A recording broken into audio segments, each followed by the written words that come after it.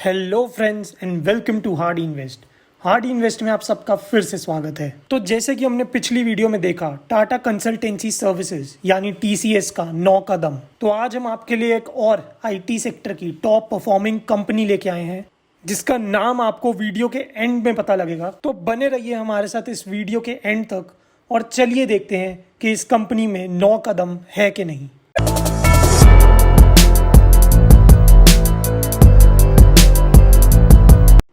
तो चलिए देखें हम इस कंपनी का पहला दम, जो कि है कि ये कंपनी करती क्या है। तो ये कंपनी कंसल्टेशन, टेक्नोलॉजी और डिजिटल सर्विसेज प्रोवाइड करती है और ये काफ़ी ज़्यादा प्रोफेशनली मैनेज्ड कंपनी है। और इस कंपनी का एजेंडा रहता है कि ये अपने इन्वेस्टर्स को हर साल प्रॉफिटेबल रिटर्न्स प्रोवाइड करें। तो कंपनी का ये दम तो काफ़ी अच्छा है।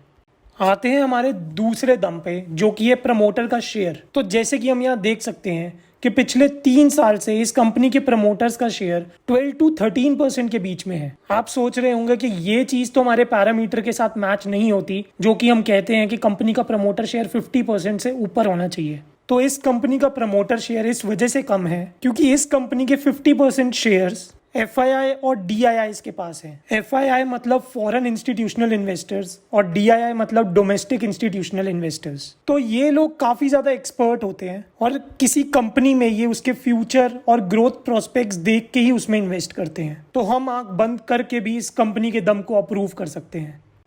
हमारा तीसरा दम है प्लेजिंग। तो जैसे कि हम यहाँ देख सकते हैं कि कंपनी के प्रमोटर्स ने 0% शेयर्स प्लेज किए हैं। इसका मतलब कंपनी के प्रमोटर्स ने कोई भी शेयर प्लेज नहीं किया लोन लेने के लिए, और इसका ये दम भी काफ़ी पावरफुल है।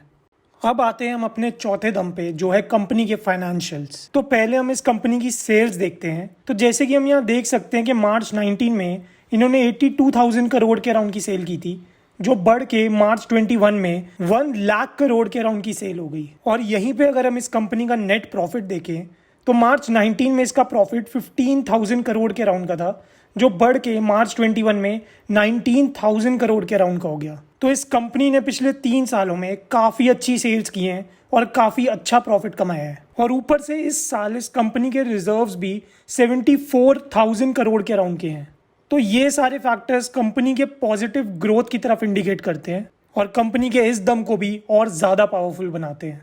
हमारा पांचवा दम है कंपनी के एसेट्स। तो जैसे कि हम यहाँ देख सकते हैं कि मार्च 19 में इस कंपनी के एसेट्स 84,000 करोड़ के अराउंड के थे। मार्च 20 में आके उसके एसेट्स 91,000 करोड़ के अराउंड के हो गए और मार्च 21 में आके उसके एसेट्स 1 लाख करोड़ के अराउंड के हो गए। तो पिछले 3 सालों से इस कंपनी के एसेट्स काफ़ी अच्छे से और पॉजिटिवली ग्रो कर रहे हैं। ये कंपनी की एक अच्छी और स्ट्रॉन्ग पोजीशन की तरफ इंडिकेट करता है। तो इस कंपनी का ये दम भी काफ़ी ज़्यादा मजबूत है। देखते हैं हमारा छठा दम, जो कि है कंपनी के लॉन्ग टर्म डेट्स। तो चलिए देखें यहाँ पे कि कंपनी पे उधार कितना है। तो जैसे कि हम यहाँ देख सकते हैं कि मार्च 19 में कंपनी की बोरविंग्स 0 थी और मार्च 20 में वो बढ़ के 4,633 करोड़ रुपीस की हो गई। और यहीं पे देखें तो मार्च 21 में 5,325 करोड़ की हो गई। बट इसमें हमें टेंशन लेने की कोई बात नहीं है क्योंकि इस साल इस कंपनी ने 19,351 करोड़ का प्रॉफिट कमाया है। तो हम इस डेट की अमाउंट को इग्नोर कर सकते हैं और इस दम को भी पॉजिटिवली अप्रूव कर सकते हैं।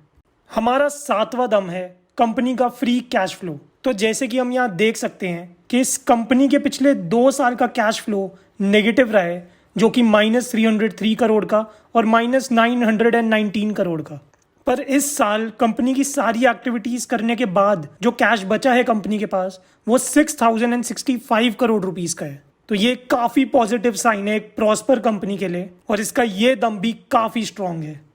अब आते हैं हमारे 8वें दम पे, जो कि है कि कंपनी ने पिछले 5 साल में ग्रो कितना किया है। तो नज़र डालते हैं यहाँ पे कंपनी के शेयर प्राइस पे, जो कि 5 साल पहले जून 16 में 597 रुपीज़ का था, जो बढ़ के जून 21 में आज की डेट में 1,503 रुपीज़ का हो गया। तो 5 साल पहले अगर हमने इस कंपनी में 1 लाख रुपीज़ की इन्वेस्टमेंट की होती तो आज उसकी वैल्यू 2,51,758 रुपीज़ की होती और हमें जो प्रॉफिट मिलता वो 1,51,758 के अराउंड का मिलता। और अगर हम इसके पिछले 5 साल की CAGR देखें, मतलब कंपाउंडेड ग्रोथ देखें, तो वो 21% की थी।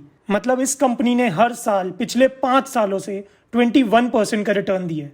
तो इसका ये दम भी काफ़ी पावरफुल है। हमारा 9वां और आज का आखिरी दम है कंपनी का शेयर प्राइस चार्ट।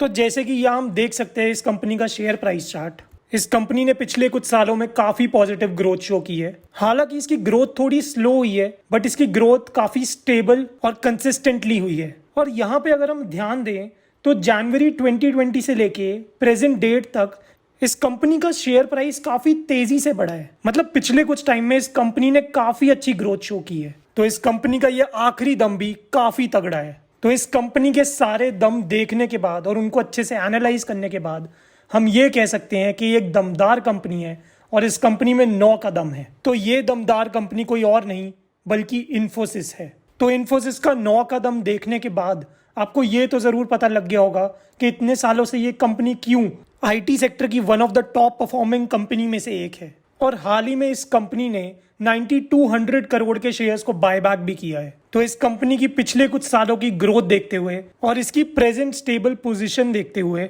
आप अपनी समझ से इस कंपनी में रिस्क फ्री होकर इन्वेस्ट कर सकते हैं, क्योंकि ये कंपनी आपको फ्यूचर में प्रॉफिट ज़रूर कमा के देगी।